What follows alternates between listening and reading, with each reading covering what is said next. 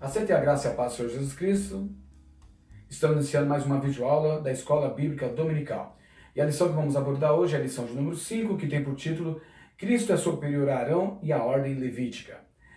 O texto áureo está registrado em Hebreus capítulo 4, versículo 14, que diz assim, abre aspas, visto que temos um grande sumo sacerdote, Jesus, Filho de Deus, que penetrou nos céus, retenhamos firmemente a nossa confissão. Fecha aspas. A verdade prática está registrada assim. Como Filho de Deus e sumo sacerdote, Jesus intercede eficazmente por sua igreja. A leitura bíblica em classe está registrada em Hebreus capítulo 4, versículo 14 ao 16 e capítulo 5, versículo 1 ao 14. Você pode fazer essa leitura em casa tranquilamente. O objetivo geral da nossa lição é pontuar o sacerdócio do Senhor Jesus como superior à ordem levítica e que para isso ele teve autoridade para inaugurar uma nova ordem. Esse então é o objetivo geral da nossa lição. Os objetivos específicos são três.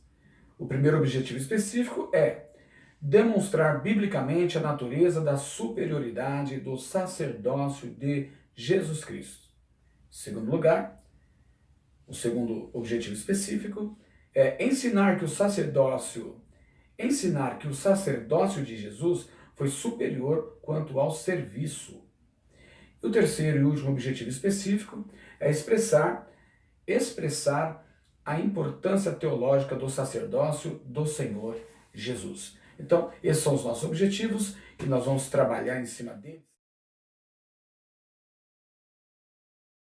Eu quero já iniciar a nossa fala aqui, frisando que o autor, o pastor José Gonçalves, o comentarista da lição, ele introduziu a lição demonstrando Jesus como o grande sumo sacerdote que penetrou nos céus. Eu quero abordar esse detalhe, você percebe que ele fala céus no plural. E depois ele mostra pra gente que o autor sagrado, ele apresenta de forma detalhada uma discussão sobre as atribuições e qualificações do sacerdócio.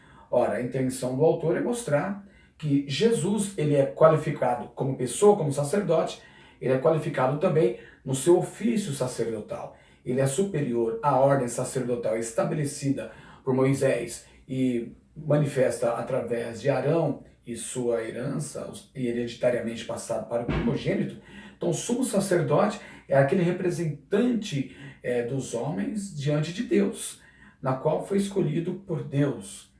Veja bem que Jesus, como sumo sacerdote, era de uma ordem superior e perfeita, e por conta disso, capaz de conduzir-se e socorrer a que a ele recorrem. O autor, então, ele censura os crentes que estão deixando o primeiro amor, deixando de acreditar nesse sumo sacerdote, voltando agora ao sacerdócio terreno. Cristo é o nosso sumo sacerdote superior.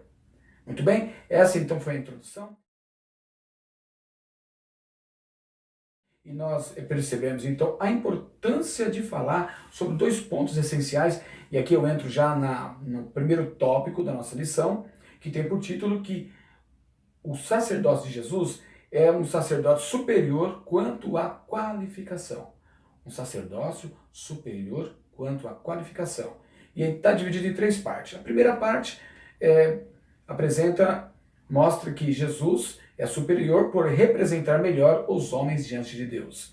A segunda parte mostra que Jesus, o sacerdócio de Jesus é superior por compreender melhor a condição humana. Isso aqui é essencial para a nossa vida. E a terceira parte demonstra que o sacerdócio de Jesus é superior pela posição que exerceu. Muito bem. A síntese desse tópico, do tópico 1, diz assim, é o seguinte: o sacerdócio de Cristo é mais qualificado que o de Arão e o da ordem levítica, porque representa melhor o ser humano diante de Deus, pois compreende a condição humana, e também por pertencer ao sacrifício, e também por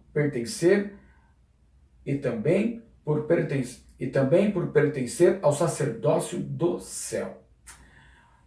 O sacerdote de Cristo é mais qualificado de Arão. No versículo de número 14 dessa epístola, que está, você pode acompanhar muito bem aí, diz assim: O autor começa assim: visto que temos um grande sumo sacerdote, Jesus, Filho de Deus, que penetrou nos céus, retenhamos firme a nossa confissão. Muito bem. Então, o autor aos Hebreus, ele demonstra que é importante a gente considerar Jesus, sendo ele superior ao sacerdócio terreno. Então, o que nós devemos fazer, por ser Jesus superior? Retermos, ou melhor, retermos firmemente a nossa confissão. Quando o autor ele fala de Jesus, esse é o título próprio de quem é Salvador. Esse título lembra-nos que foi na mortalidade que o Filho de Deus trouxe salvação aos homens. Portanto, ele foi capaz de ter um sacerdócio ideal. Estava qualificado para isso. Agora ele pode trazer o divino ao humano, porque antes trouxe a própria divindade ao nível humano. O que estamos falando aqui? Que Jesus é apto, capaz, ele tem totais condições de assumir o sumo sacerdócio. Entre o povo de Israel e Deus, não mais. Entre o povo de Israel também, mas principalmente entre a humanidade e Deus. Quando nós vemos que o versículo mostra, ele dá ênfase, visto que temos um grande sumo sacerdote, Jesus, Filho de Deus. A expressão Filho de Deus demonstra que ele é superior a Arão, que não era filho de Deus, no sentido como Jesus o é. O Filho de Deus é um título messiânico. Filho é o verbo, ele é preexistente, divino.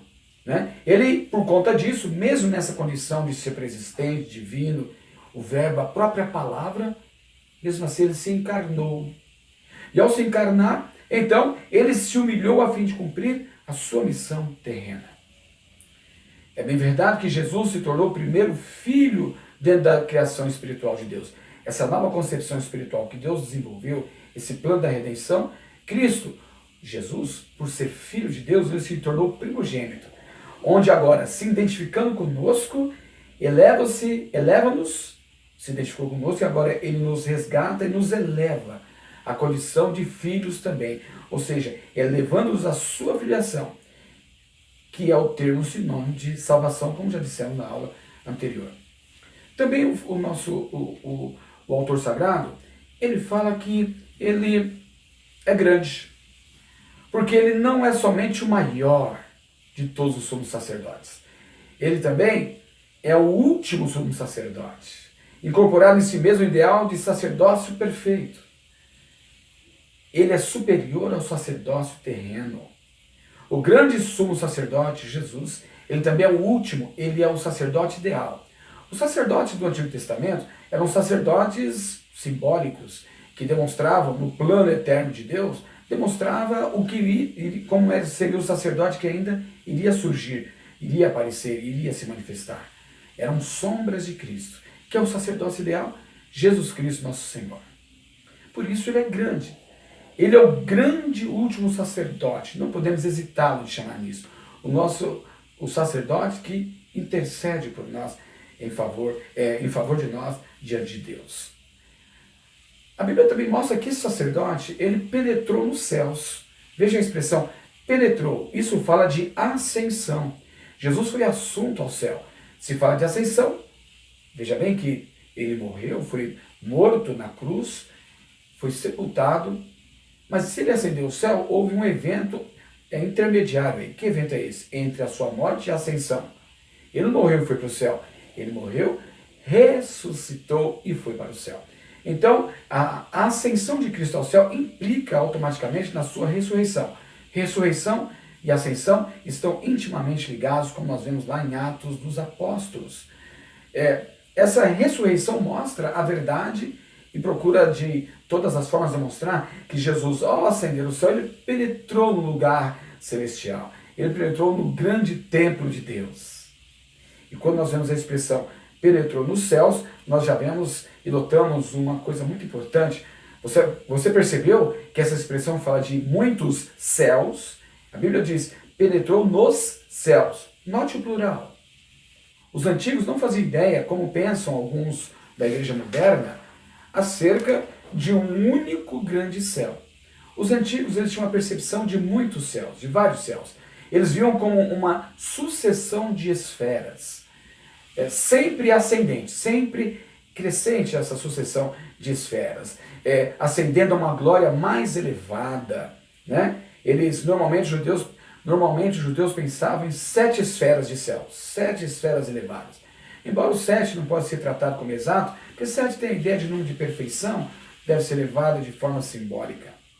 Nós podemos ver que Efésios capítulo 1, versículo 3, fala sobre uma expressão muito interessante, sobre lugares celestiais também no plural. O que subentende que em diferentes esferas há diferentes glórias. Assim também Jesus falou de muitas mansões celestiais, quando ele falava que na casa do meu Pai há muitas moradas. Os antigos entendiam que ali o Senhor Jesus estava explicitando que há muitas esferas, muitas dimensões do céu. Primeiramente, os cristãos entravam no céu, e dentro do céu havia vários patamares, vários degraus, de glória em glória. Na Epístola aos Hebreus, os céus são pintados como templo celestial. Havia neles vários departamentos, a exemplo de como eles conheciam o templo terreno. Então, essa ideia terrena de templo, eles transportavam para a ideia do céu. Ou seja, entrava no templo, tinha vários departamentos, entra no céu, tem vários lugares celestiais, vários céus. E Jesus penetrou nos céus. Podemos então abrir um parênteses aqui e falar alguma coisa sobre a ilustração do templo. Eu vou socorrer então a um subsídio muito interessante, falar sobre a ilustração do templo. Em primeiro lugar, o antigo templo de Jerusalém era, por si mesmo, uma ilustração dos vários degraus de acesso a Deus. O desenho do templo tinha essa ideia. Veja bem, havia o átrio dos gentios, havia também o átrio das mulheres, o átrio dos homens. O átrio seria os espaços, o pátio dos homens. Havia também o santuário dos sacerdotes, havia o santo dos santos, o santo dos santos, só o sumo sacerdote entrava, e quando entrava somente uma vez por ano. Em segundo lugar, o autor da Epístola aos Hebreus acreditava que aquele antigo templo refletia certa realidade celestial. O templo que eles conheciam, o templo de Salomão, o tabernáculo, o templo erigido no tempo dos Macabeus, o templo erigido por Herodes, o desenho deles, a ideia estabelecida por Moisés, trazia a ideia de uma certa realidade celestial. Então, para os judeus que tinham conhecimento do templo, ao aceitar Jesus, o autor faz um esforço de demonstrar que aquele templo era apenas sombra, que o templo verdadeiro era o templo na qual Jesus penetrou, que é o céu. Assim como você passava, tinha vários departamentos, os átrios dos gentios, os átrios das mulheres, dos homens, o santuário dos sacerdotes, o santo dos santos, também tinha várias esferas, de modo que chegasse até a glória de Deus, que é o lugar santíssimo, o santo dos santos. A casa do meu pai tem muitas moradas, e uma tradução literal pode dizer assim, a casa do meu pai tem muitas salas. É muito interessante essa tradução, que isso nos remete a um texto, a essa ideia de que no céu há muitos céus, muitas esferas. Esse conceito é similar aos lugares celestiais. Na linguagem de Paulo, Paulo usa essa linguagem de lugares celestiais. Na verdade, no céu há muitos céus. E esses representam degraus de glória. Jesus foi capaz de penetrar no mais elevado desses céus. Ou seja, assentando-se à direita de Deus, ele entrou no lugar santo dos santos, no lugar próprio da glória do Deus Altíssimo. Em terceiro lugar, é importante a gente entender que estar salvo significa penetrar nos céus. Embora não atingir a mais elevada glória de imediato, mas lá no céu não teremos a ideia de galardão. Muito bem, pode ser muito bem transmitida sobre várias coroas, lugares celestiais e vários céus, vários degraus, até atingir um patamar superior que você estava lá no céu. De modo que nosso sumo sacerdote, ele espera por nós dentro do santo dos santos. Glória a Deus. Essa é a ideia dos antigos. Por conta disso, essa ilustração do templo, quando fala que Jesus penetrou nos céus, a ideia de lugares celestiais, fala que nesse espaço, nesse templo, o que é importante para mim e para você é penetrar no céu. E lá dentro do céu, nós vamos ter várias esferas, várias salas, vários degraus de galardão. O importante é entrar no céu. E se você for obediente a Deus aqui, no sentido de demonstrar a sua missão, for uma pessoa que realmente honra a Deus, Deus vai te dar galardão. E essa ideia de muitos céus é a ideia de que você vai ser abençoado lá dentro também. Ora, diante disso, dessa expressão, de um Jesus que é grande, de um Jesus que é filho de Deus, não é qualquer pessoa, não é alguém que podemos dizer assim, cheio de defeitos, com seus problemas, que o sumo sacerdote tinha que oferecer sacrifício primeiro por ele mesmo. Jesus é o próprio sacrifício. Por conta disso, o que orienta o autor sagrado, retenhamos firmemente a nossa confissão, a nossa lealdade a Cristo. É uma fé exercida, uma fé real, uma fé voltada tendo Cristo como alvo. Convém que tenhamos a mesma confiança em Cristo, como tivemos quando a princípio o reconhecemos como Senhor e Salvador. Da mesma dimensão, da mesma potência, da mesma força, quando aceitamos a Jesus como Salvador. Tenhamos que manter essa fé, teremos que conservar firme a nossa confissão. Retenhamos firmemente a nossa confissão. Não deixemos de maneira alguma que nada venha abalar a nossa fé em Cristo Jesus, nosso Senhor. Muito bem, o autor sagrado ele fala que Jesus é o sumo sacerdote, então nós podemos refletir em que sentido Cristo é o sumo sacerdote mais excelente que o sacerdócio terreno. Então aqui nós vamos dar para vocês 9 pontos. Primeiro ponto, no sentido de que ele entrou nos verdadeiros céus, no santo dos santos. O sacerdote terreno, eles manuseava apenas as sombras e símbolos, apenas ilustração, como está em Hebreus capítulo 4, versículo 14, é o que nós estamos estudando. Em segundo lugar, ele ofereceu o verdadeiro sacrifício, ao passo que o sacerdote terreno oferecia sacrifício simbólico. Em terceiro lugar, o sacrifício de Cristo foi final. O deles, do sacerdócio arônico e dos levitas, era um sacrifício simbólico também. Em quarto lugar, o sacerdote de Cristo, ele caracteriza por sua expiação que foi eficaz.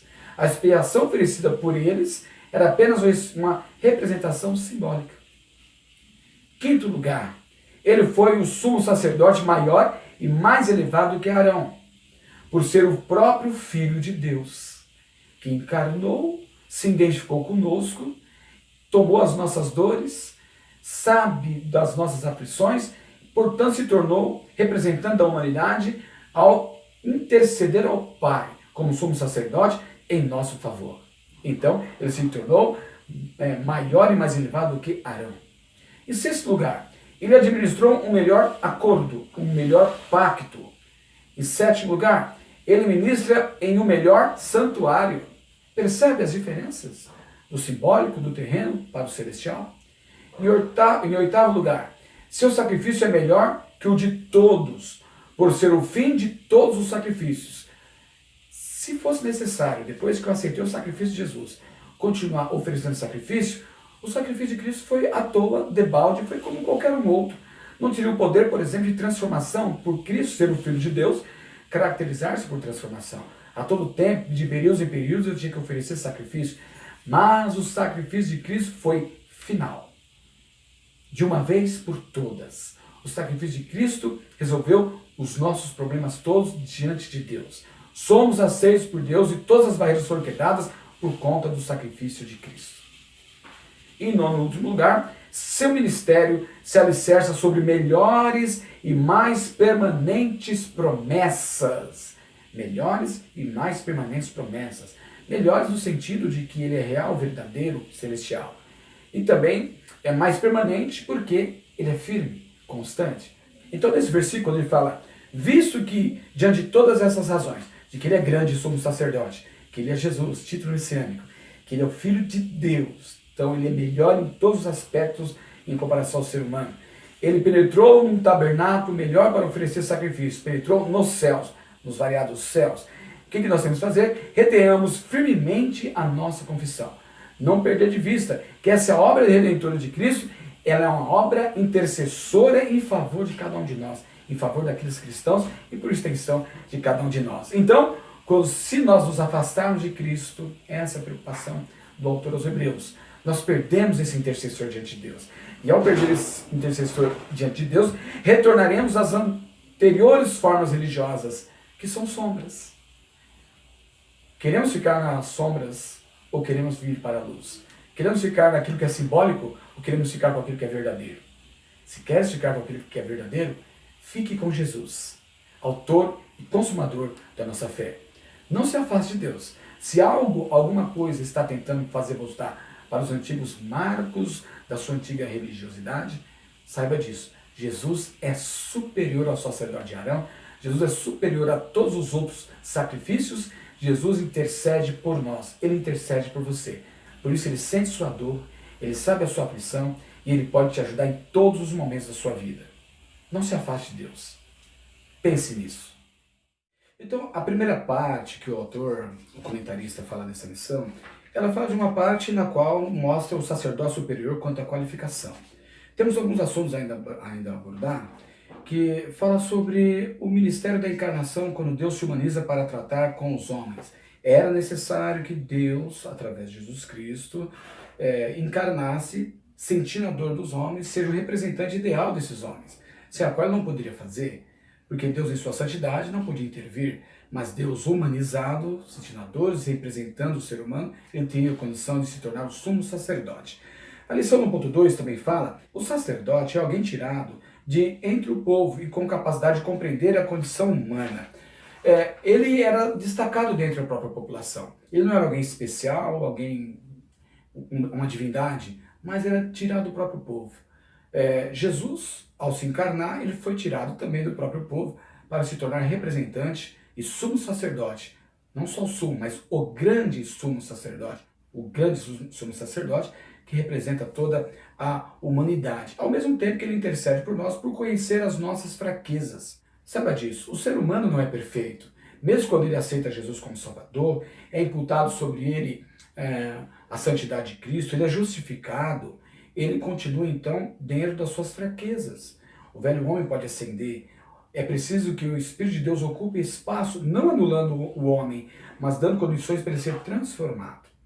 Mesmo assim, o homem ele é fraco, o homem ele é frágil. E por conta das suas fraquezas, as fraquezas humanas, necessitava a todo momento evitar os extremos. Aqui é importante frisar que o sacerdote não pode ser aquele que é ferro e fogo. Não pode ser aquele que é só juiz.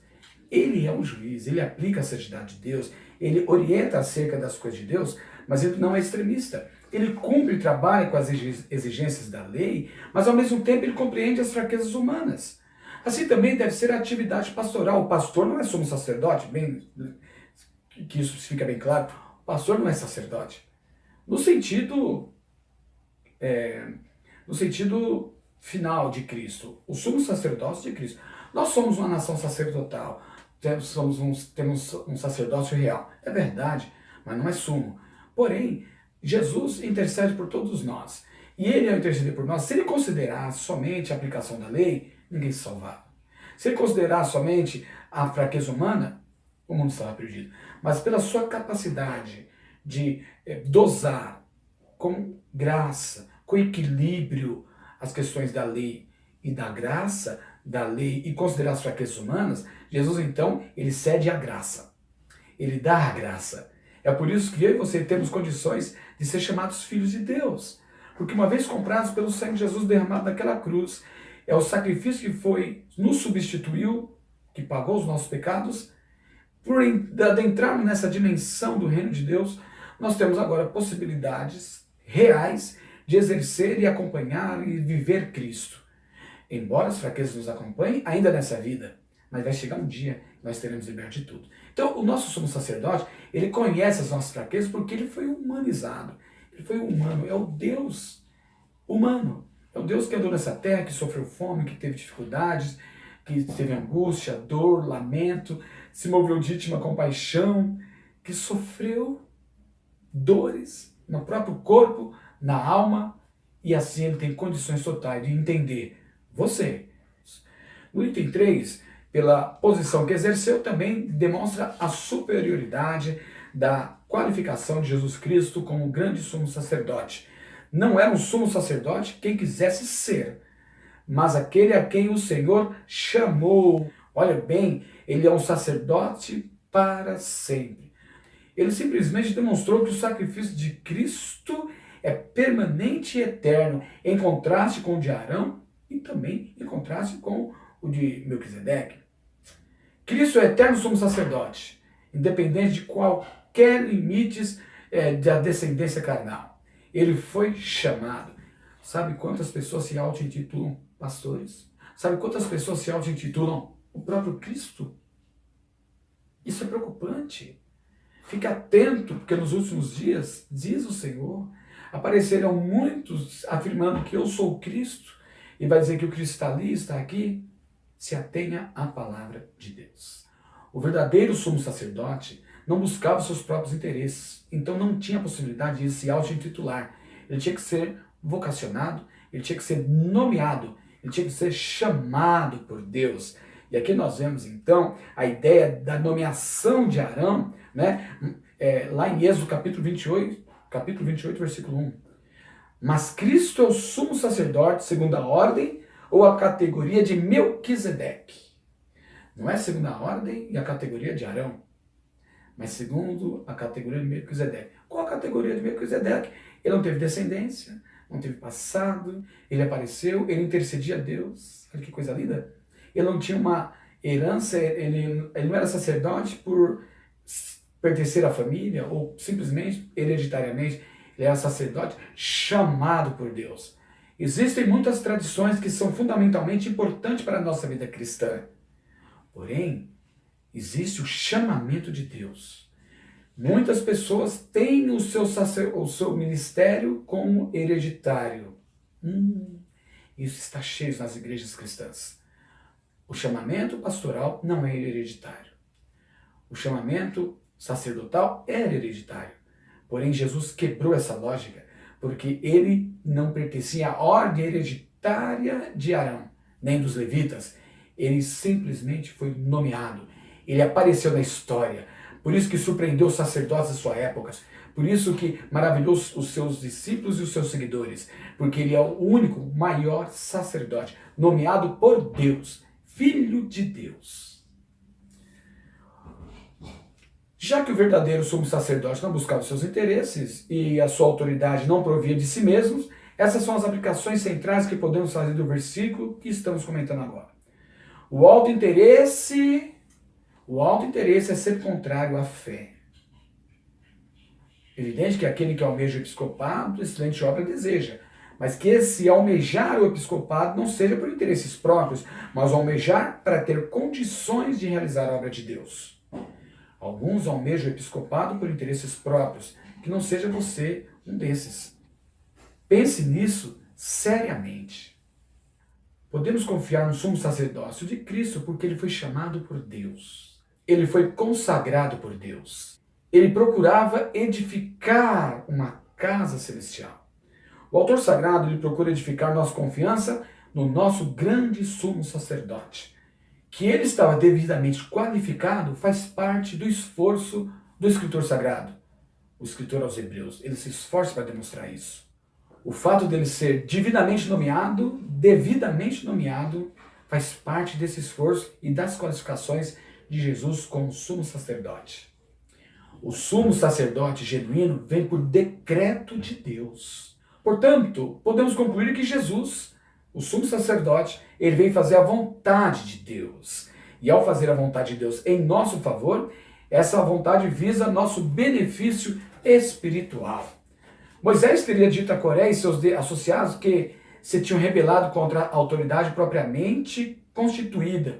Seu irmão, Arão, ele foi questionado.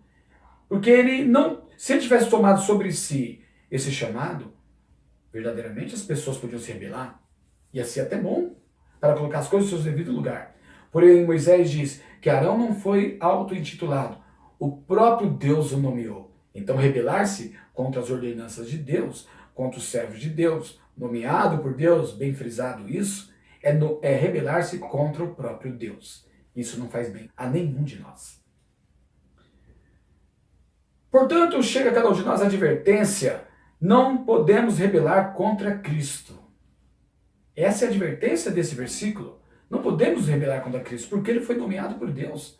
Existiam muitos sacerdotes que não pertenciam à linhagem de Arão e estavam desqualificados. Mas Jesus, mesmo não pertencendo à linhagem de Arão, ele foi nomeado por Deus, estava devidamente qualificado para se tornar o sumo sacerdote das nossas vidas, da sua vida.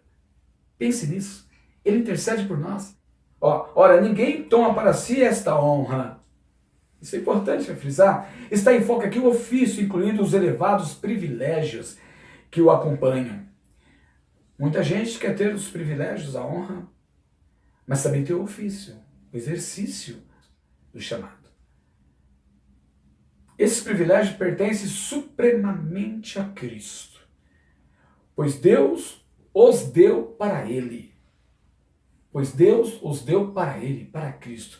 É importante que nós tenhamos essa verdade enraizada em nossas vidas. Muito bem, então fechamos aqui essa primeira parte, né? E alcançamos o objetivo 1, né? Que é demonstrar biblicamente a natureza da superioridade do sacerdócio de Cristo.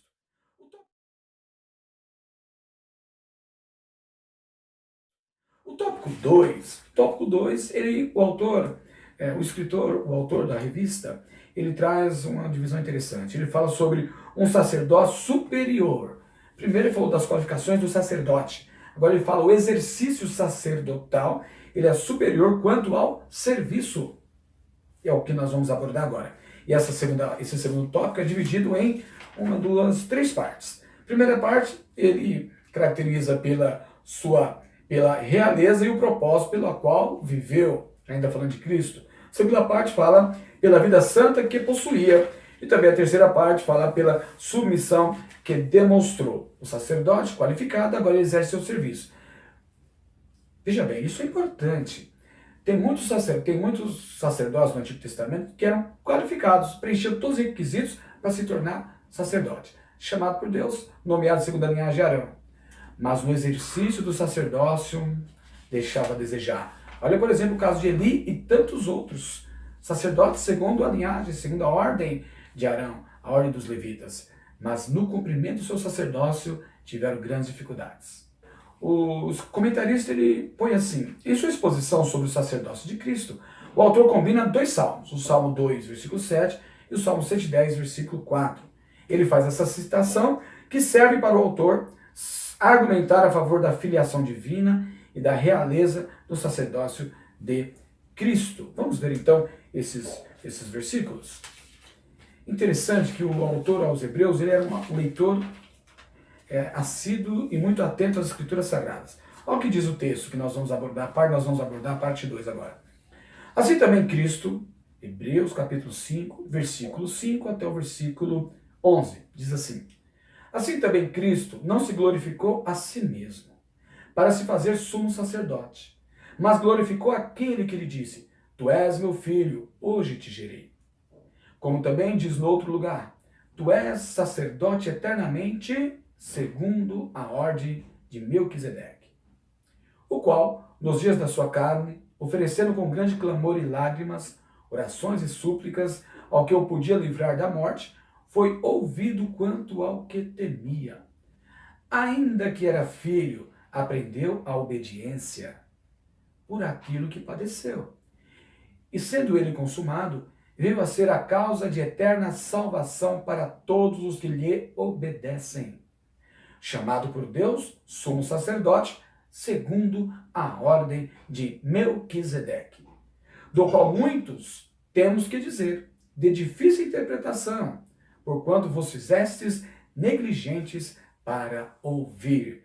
Fecha aspas, diz o escritor sagrado aqui, nessa porção de capítulo 5, versículo 5 ao versículo 11. Assim também Cristo não se glorificou a si mesmo. Ele fala, quem o chamou foi Deus. Voltamos a falar sobre a realeza e o propósito pelo qual viveu. Foi Deus porque ele diz para ele: tu és o meu filho, hoje te gerei. Não era somente o ser humano como criatura de Deus, mas era o próprio Filho de Deus. Então caracteriza aqui a sua divindade, caracteriza aqui a sua realeza. Essa é a aplicação feita pelo autor sagrado daquilo que fica implícito no 4º versículo. Nenhum sumo sacerdote genuíno se nomeava a si mesmo. Nenhum deles se nomeava a si mesmo. Na certeza que ele tinha o direito de interceder diante de Deus a nosso favor. Não poderíamos mesmo confiar em tal sacerdote. Se um sacerdote nomear a si mesmo, não poderíamos confiar. Então ele não se glorificou, porque seu ofício é sublime e santo, e ninguém poderia tomá-lo para si. Se tivesse apossado indevidamente, mesmo Jesus estava assumindo uma glória que não lhe pertencia. Mas quem o chamou foi o próprio Pai. Mas Deus glorificou a Cristo em sua ascensão. E parte dessa glória é lhe dar o ofício sumo sacerdotal. Essa é a espécie de glória que só pode proceder da parte de Deus. Ele não glorificou a si mesmo. Deus o glorificou. Isso é fundamental para compreender as verdades cristãs. Tu és meu filho, eu te gerei, diz o Senhor, para Jesus. A citação foi extraída do Salmo 2, versículo 7. Proclamarei o decreto do Senhor. Ele me disse, tu és meu filho, e hoje te gerei. Olha só que maravilha. Portanto, não é a sua encarnação que está em voga. O que está em voga aqui, o que podemos notar, é que, como diz no Evangelho de João, que em todos os discursos que falam sobre a glória pré-encarnada, ou pré-existente, antes de se encarnar, pré-encarnada de Cristo, junto ao Pai, isso é apresentado dentro da relação pai-filho. Portanto, o verbo é igualmente o filho. Mas aqui aprendemos que o mais elevado sumo sacerdócio possível, o de Jesus, se alicerça sobre sua filiação. Se Jesus não fosse filho, ele não poderia ser o grande sumo sacerdote, mas ele é o filho. Portanto, Cristo, na qualidade de sumo sacerdote, ao agir como filho de Deus, tem a tarefa de conduzir os filhos de Deus à glória. A sua realeza demonstra isso. Ele era o filho da mesma natureza do Pai, da mesma essência e substância. Sua natureza pré-encarnada. O filho que coexistia com o Pai. Relação pai e filho. O verbo divino. O próprio Deus. A característica essencial para se tornar o grande sumo sacerdote é o fato de ele ser filho de Deus. O versículo de número 6 já demonstra o Salmo 110, versículo 4, diz assim: Jurou o Senhor, não se arrependerá. Jurou o Senhor e não se arrependerá. Tu és o sacerdote eterno, segundo a ordem de Melquisedeque. Esse salmo, olha a junção de dois salmos aqui, muito fundamental e importante. Esse salmo já mostra que a ordem pela qual Jesus se tornou sumo sacerdote, não é a ordem terrena araônica e nem dos levitas, mas a ordem de Melquisedeque, como citamos agora há pouco. Vamos observar algumas características do sacerdote Melquisedeque. Melquisedeque era rei de Salém, um rei sacerdote, o próprio Abraão prestou homenagem a ele, e essa homenagem foi depois de uma batalha que Abraão empreendeu, e quando voltou encontrando o rei de Salém, o rei sacerdote Melquisedeque, ele então ofereceu homenagem a esse rei, reconhecendo como um sacerdote. A Bíblia faz poucas referências a Melquisedeque, e nessa passagem, lá em Gênesis capítulo 14, nós vemos então Melquisedeque recebeu os dízimos de Abraão e de todos os despojos que esse tomara do inimigo. Essa significação, essa associação da figura de Cristo com a de Melquisedeque é muito significativa, tendo em vista que Melquisedeque apareceu na história bíblica, sem nenhuma referência à sua genealogia, nenhuma referência à sua descendência, nenhuma referência à sua nomeação. Mas o fato dele ser rei, o fato dele ser rei sacerdote, por ser um culto monoteísta ao Deus único e verdadeiro, fez Abraão reconhecer nele a pessoa que adora o Deus Todo-Poderoso e que foi nomeado por Deus. A significação profética de Melquisedeque é claríssima. A gente observa que o Salmo 110 pinta a divindade do Messias. Também fica destacada a sua realeza. O sacerdote é igualmente destacado aqui no Salmo 110.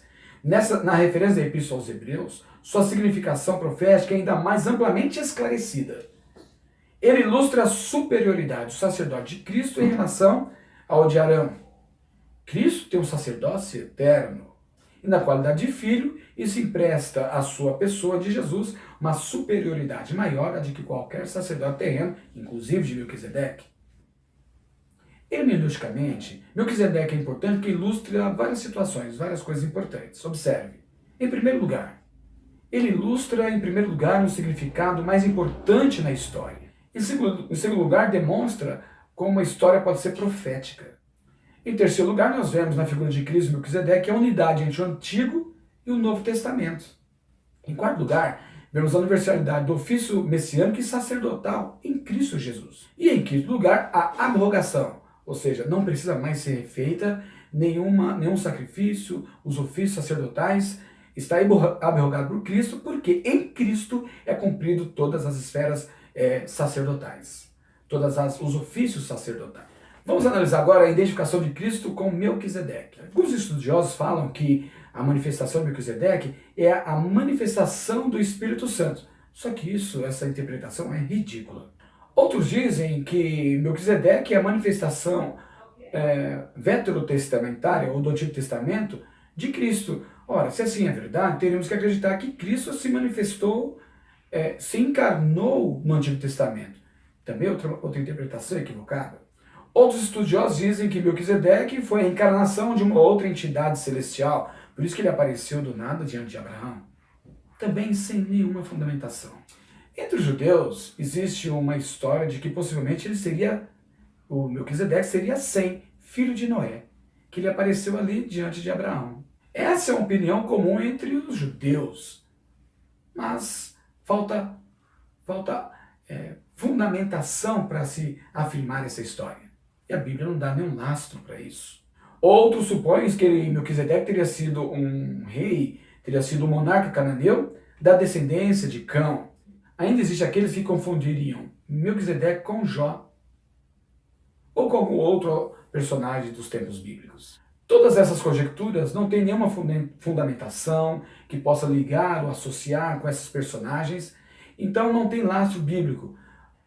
O fato é que ele não se registra o fato do seu pai, da sua mãe, nenhum vínculo familiar. Ele simplesmente era o rei de Salém, ele apareceu, foi uma personagem única, e justamente por isso a significação de Melquisedeque no Antigo Testamento traz lastro para demonstrar que Jesus, filho de Deus, nenhuma hereditariedade humana, embora nascido numa família de Judá, nós entendemos que Melquisedeque é um símbolo da pessoa real de Jesus. Por isso que Jesus pode dizer que não segue a sua tradição sacerdotal como a tradição de Arão, hereditária de Arão, mas ao contrário, ele foi colocado por Deus. Ele apareceu na história, na plenitude dos tempos e se tornou o nosso grande sumo sacerdote.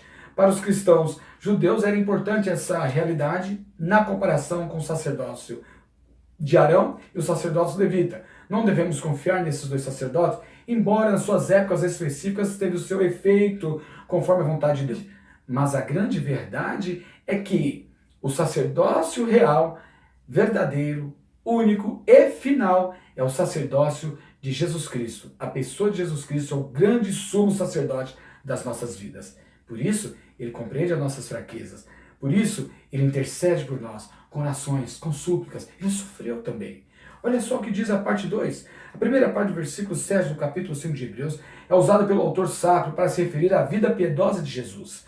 Intercessão, compaixão, oração, súplica são qualidades presentes em um verdadeiro sacerdote. O autor destaca que os fatos por ele levantados aconteceram quando Jesus ainda exercia seu ministério terreno, revelando dessa forma o seu viver santo. Os intérpretes destacam que esses fatos são relacionados com a oração de Jesus no Getsemane. E aqui no versículo número 7, diz assim: o qual nos dias da sua carne, tendo oferecido com grande clamor e lágrimas, orações e súplicas ao que podia livrar da morte, e tendo sido ouvido por causa da sua reverência. Vemos mais um fato muito importante. Ele foi submisso, mesmo orando, suplicando, e não tendo sido atendido, de livrar Jesus do cálice da morte. Se possível for, Pai, passa de mim esse cálice. Mesmo assim ele orou, Deus o ouviu, mas Deus o confortou. Sabe, meu querido, talvez você fique orando para Deus te dar livramentos, e é fundamental que você ore assim. Não ore buscando provas, dificuldades e lutas. Ore para Deus livrar das provas, das dificuldades, das lutas. Porque Deus não tem prazer no sofrimento dos seus queridos, assim como teve prazer no sofrimento de Cristo. Deus também sofreu ao ver seu filho sendo morto, assassinado. Olha só, Deus também não tem prazer no seu sofrimento. Agora, você pedir é uma coisa. Você interceder a Deus é uma coisa. Agora, é preciso afinar a sua intercessão com a vontade de Deus. Jesus, na sua aflição, no seu momento de luta, ele orou e diz: Pai, se possível for, passe de mim esse cálice. Em seguida, ele afinou o seu discurso, a sua ansiedade, as suas angústias com a vontade do Pai, submetendo-se ao Pai, e disse: Todavia, seja feita a tua vontade. E Jesus foi para o sofrimento, cumprir a missão pela qual ele foi chamado, ele foi para esse propósito, ele foi nesse caminho, nessa estrada, sabendo que Deus Pai estava com ele. Ele foi e sofreu no conforto do Pai. Sofreu até o momento que ele olhou para o Pai, pediu para perdoar os seus algozes e finalmente entregou o seu espírito, dizendo: está consumado. Ele cumpriu piamente, sem reclamação, sem murmuração, sem questionar. Ele foi obediente, ele foi submisso. O verdadeiro sumo sacerdote, e se submete à vontade de Deus. Muito bem, então nós temos a síntese desse tópico, que é a realeza, o propósito pelo qual viveu Jesus, a vida santa que possuía e a submissão demonstrada no seu ministério apontam para a superioridade do serviço de Cristo. Nesse sentido, nós vencemos mais uma etapa, não é? Mais um objetivo específico, que é ensinar que o sacerdócio de Cristo foi superior quanto ao serviço. Chegamos agora ao tópico 3 da nossa lição, que diz assim: um sacerdócio superior quanto à importância teológica. E ele divide em duas partes. A primeira parte, uma doutrina transcendente, e a segunda parte, uma doutrina essencial. Evidentemente que o aprendizado acerca a ideia do sacerdócio de Cristo como um sacerdote segundo a ordem de Melquisedeque, distante da ordem de Arão e dos levitas, que é uma ordem formal, uma ordem estabelecida pela lei mosaica, e Jesus transcendeu essa ordenança, essa categoria, porque ele era o próprio Deus, o Filho de Deus, gerado por Deus, escolhido por Deus, separado por Deus. Então ele tinha total capacidade, condições e qualificação para ser o grande sumo sacerdote. Ele não dependia de ser hereditário dessa ordem, dessa categoria de Arão. Então Jesus, o escritor aos Hebreus, ele fala que ele é o sumo sacerdote não por conta da tradição, mas ele transcende a tradição. Ele transcende porque o próprio Deus, ele entra na história da humanidade e estabelece um sumo sacerdote segundo a vontade de Deus, ordenado por Deus. E essa ordenança é importante, essa ideia é importante, porque está descaracterizando, está demonstrando que o sacerdócio arônico teve o seu tempo expirado, teve o seu tempo próprio para isso, que agora uma nova ordem, um novo tipo de sacerdócio, um novo sumo sacerdócio era importante, e esse novo sumo sacerdote estava na pessoa bendita de Jesus. Essa importância teológica de compreender Jesus como intercessor, representando o homem, a sua humanidade, a natureza divina e humana de Cristo, era de uma profundidade tão teológica, uma profundidade tão grande, que o autor encontrou dificuldade de explicar aos irmãos da igreja primitiva, aos hebreus que tinham aceitado Jesus, de fazê-los compreenderem, porque eles ainda não tinham engatilhado, eles ainda não tinham tomado os rumos da fé cristã. Ao contrário, eles estavam desanimados, desapercebidos, não atentos, levando de qualquer maneira a vida cristã, e por conta disso corria o risco de não compreender. Ele queria dar um alicerce mais abalizado, mais fundamentado, mas ele percebeu que tinha dificuldade. Então, ele demonstra aqui, na Epístola aos Hebreus, no capítulo de número 5, que também está registrado aqui na nossa lição, a partir do versículo 11 até o versículo 14, diz assim: do qual muitos temos que dizer, de difícil interpretação, porquanto vos fizestes negligentes para ouvir. Porque, devendo já ser mestres pelo tempo, ainda necessitais de que se vos torne a ensinar quais sejam os primeiros rudimentos das palavras de Deus. E vos haveis feito tais que necessitais de leite, e não de sólido alimento. porque qualquer que ainda se alimenta de leite não está experimentado na palavra da justiça porque é menino. Mas o mantimento sólido é para os perfeitos, os quais, em razão do costume, têm os sentidos exercitados para discernir tanto o bem como o mal.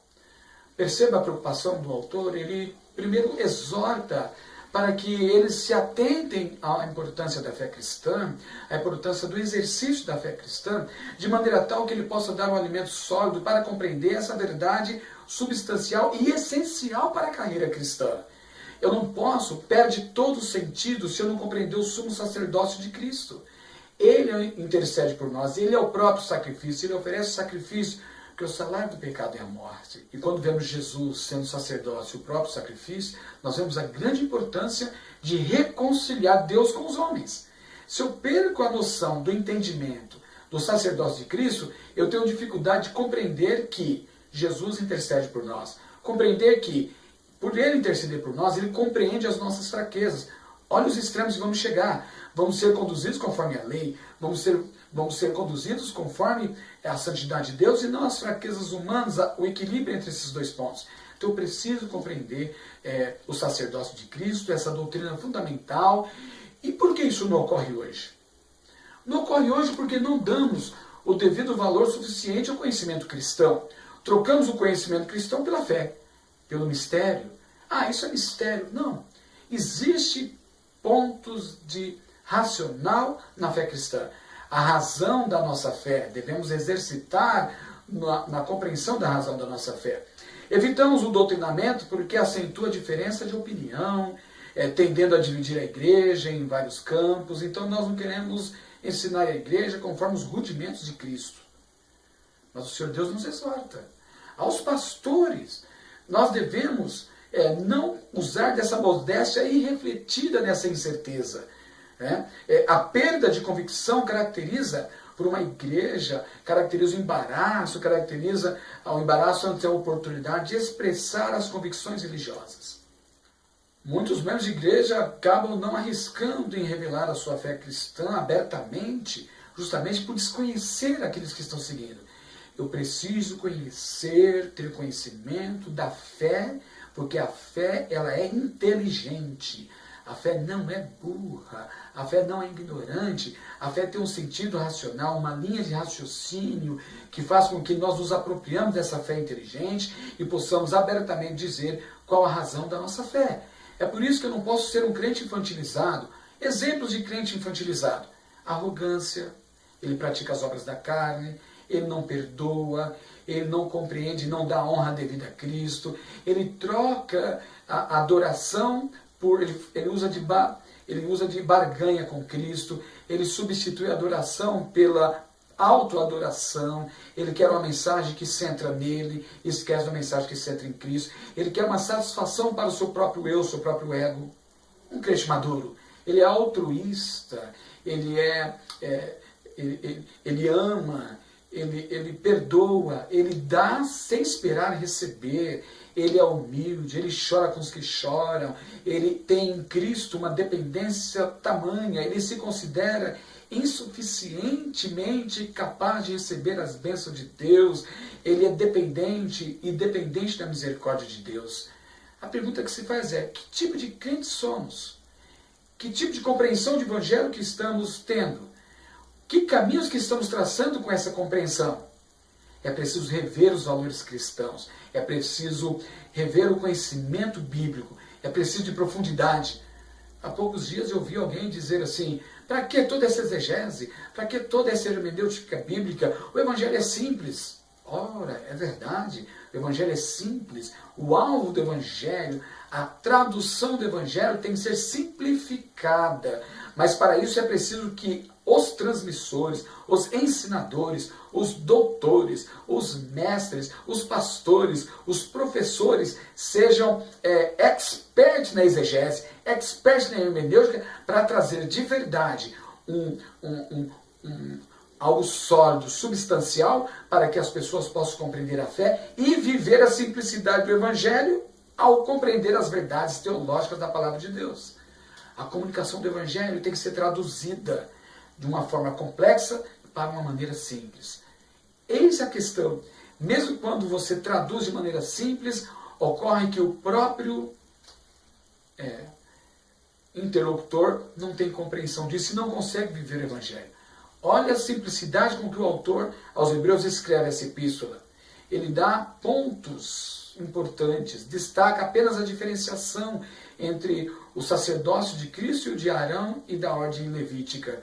Mesmo assim, as pessoas não têm como compreender isso, porque está enraizado nas pessoas os preconceitos, as pré-noções, eles se pautam pelo senso comum e esquece de se aprofundar na palavra de Deus.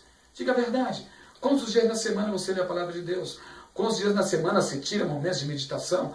Quantas dúvidas surgem na palavra de Deus ao ler e você não compreender? Você passa direto sem procurar se aperfeiçoar. O Senhor Jesus quer que nós sejamos mestres. Não quer que nós sejamos somente abençoados. Agora Deus quer que nós subamos um patamar. Não só abençoados, mas abençoados e abençoadores. Transmissores das verdades bíblicas. Resistentes. Temos que ter alta resistência à frustração. Existem muitos cristãos que têm baixa resistência. Por qualquer coisa está abandonando a fé. Esses ouvintes do autor aos Hebreus, que o escritor escreve, têm baixa resistência à frustração e já querem abandonar a fé, correndo risco de apostasia. Não seja você um apóstata, não seja você aquele que tem baixa resistência. Não, quando você perceber que vem uma perseguição muito grande, tenha grande resistência, suporte a dor, porque você não está sozinho. Cristo está com você, Ele é o nosso sumo sacerdote, Ele está conosco todos os dias, Ele intercede por nós, Ele conhece as nossas fragilidades, Ele foi perseguido e sabe quando somos perseguidos, Ele sofreu angústia e sabe quando estamos sofrendo angústia. Por isso, não temas, não se preocupe, não desanime da sua fé. Ao contrário, aprofunde a sua fé na palavra de Deus, no sumo sacerdote, que é o Senhor Jesus. O escritor, nessa parte, desculpe a minha intrepidez, mas eu sinto da parte de Deus falar dessa maneira. O comentarista ele mostra uma doutrina transcendente. A última parte da seção de Hebreus, capítulo 5, versículo 11 e 14 dessa lição, forma um parênteses feito pelo autor para chamar a atenção da importância teológica que possuía essa doutrina, o sacerdócio de Cristo. A compreensão dessa doutrina era de suma importância para o viver cristão, mas a falta de crescimento por parte dos leitores tornava difícil para o autor torná-la compreendida. Era uma doutrina que transcendia muito aqueles princípios formadores da fé cristã. Requeria maturidade, o que só teria sido possível se eles exercitassem suas mentes na meditação da palavra de Deus. O tópico 2, uma doutrina essencial, ele diz: se por um lado essa doutrina era por natureza transcendente, por outro formava o âmago da fé cristã. A sua compreensão traz substância à nossa fé. Não era de admirar que os hebreus estavam indolentes, desanimados e fracos. Não possuíam uma fé substancial.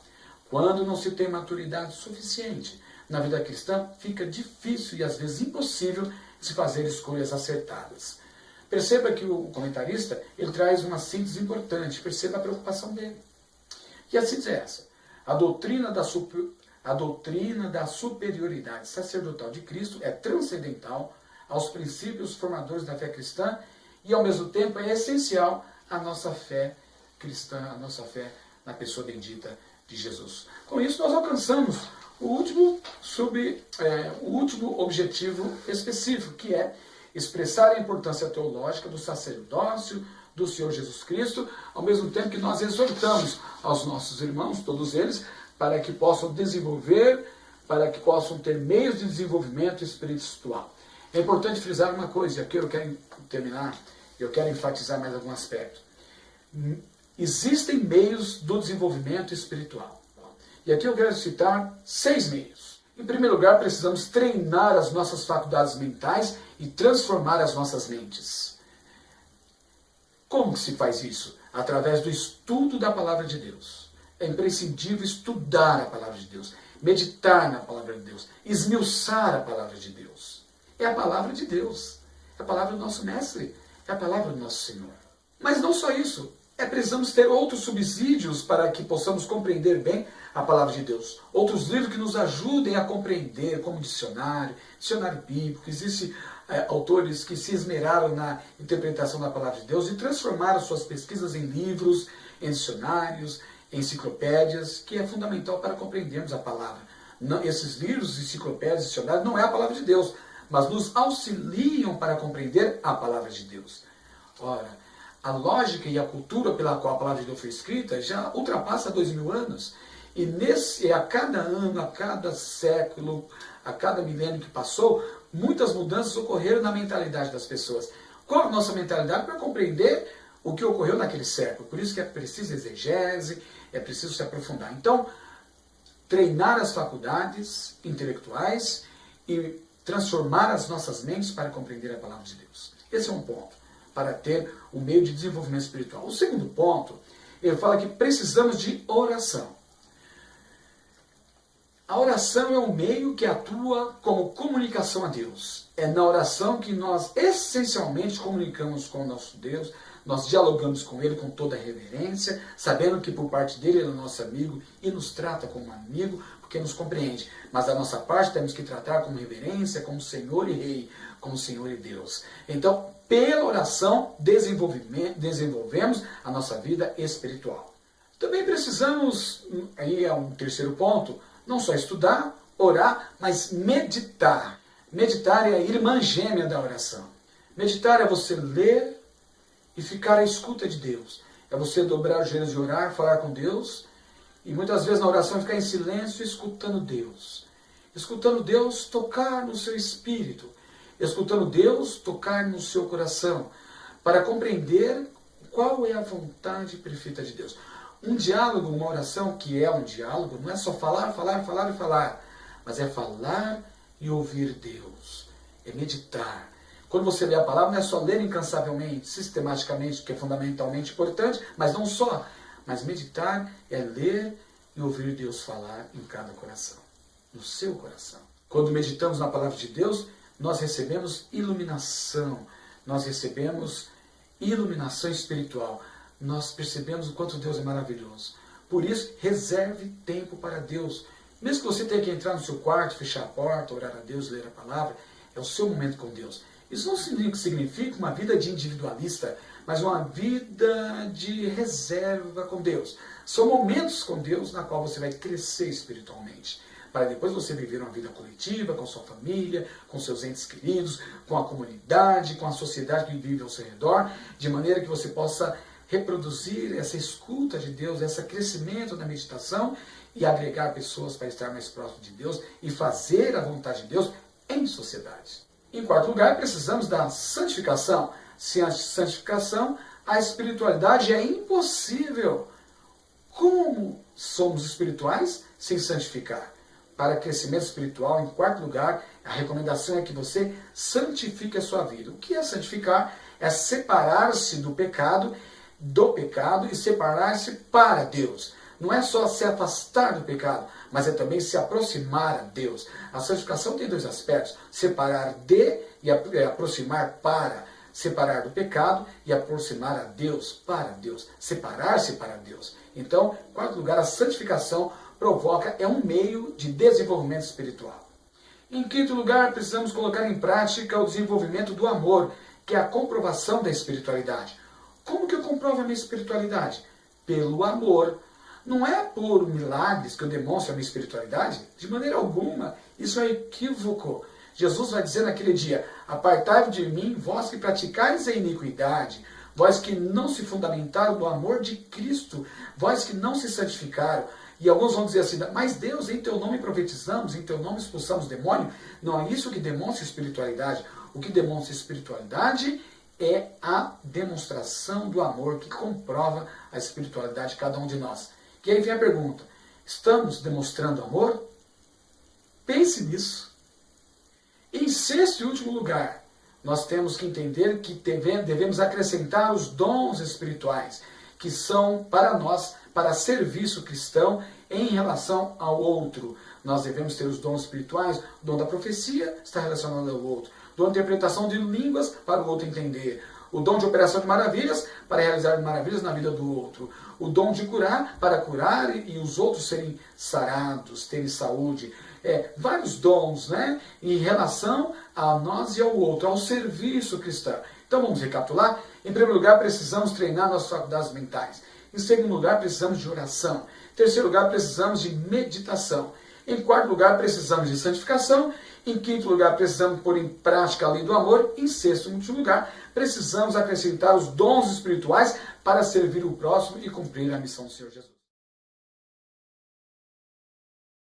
Com isso, nós fechamos a nossa aula dessa semana e queremos ler aqui a conclusão do autor sagrado. Espero que isso tenha acrescentado muito a você. O final do capítulo 4 de Hebreus e todo o capítulo 5 trazem aspectos relevantes sobre o sistema sacerdotal nos dias bíblicos. Vimos que o autor apresentou, primeiramente, as qualificações que eram exigidas para um sacerdote e depois as contrastou com o sumo sacerdote perfeito de Jesus. O Filho de Deus viveu toda a nossa condição humana. Está habilitado para interceder por nós. Essa é uma doutrina que todos devemos conhecer bem e assim nós alcançamos o último tópico, que é expressar a importância teológica do sacerdócio do Senhor Jesus Cristo. Deus abençoe a todos os nossos irmãos. Você, professor, você pode começar a sua aula fazendo perguntas, direcionando para cada tópico. Você pode fazer perguntas interessantes, como, por exemplo, sobre os muitos céus que nós aprendemos nessa videoaula, sobre a associação da ordem de Cristo, do sumo sacerdócio de Cristo com o sacerdócio de Melquisedeque. Você pode abordar e perguntar acerca de como podemos nos aprofundar e crescer espiritualmente para não sermos infantilizados e sermos maduros espirituais. Enfim, comece com perguntas, ouça a sala de aula e depois vai aprofundando. Não se perca nas perguntas e nas respostas, que se você deixar muito aberto, pode desenvolver uma questão que fica insustentável, você não consegue dar a sua aula. As perguntas são para direcionar. Você abre, deixa falar, responde algumas poucas perguntas, em seguida mergulha na lição. Essa lição é rica e é fundamental para nós compreendermos a nossa fé cristã e viver o essencial da fé cristã. Não esqueça de se inscrever no meu canal no YouTube, canal Escola Dominical Walter Borges. Se inscreva e você receberá subsídios toda semana. Também não se esqueça de curtir a minha página no Facebook, Escola Dominical Walter Borges. Assim você receberá subsídios também e me ajudará na divulgação da Palavra de Deus. Deus abençoe, ore por nós, fique com Deus e até a próxima aula.